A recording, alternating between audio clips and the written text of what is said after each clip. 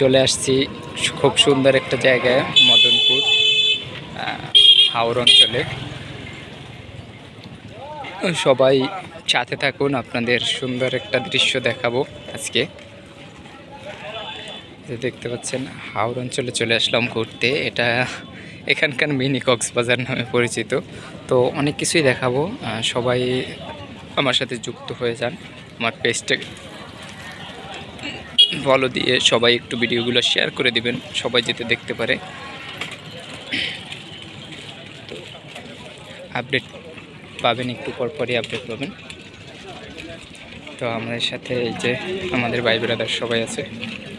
তো আমরা সবাই আসছি ঘুরতে। এখন একটা লঞ্চ নিয়ে এই হাওর অঞ্চলের ভিতরে ঘুরবো।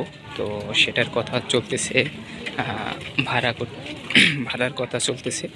তো ভাড়া হলেই আমরা লঞ্চে উঠে আপনাদেরকে দেখাবো হাওর অঞ্চলটা পুরা।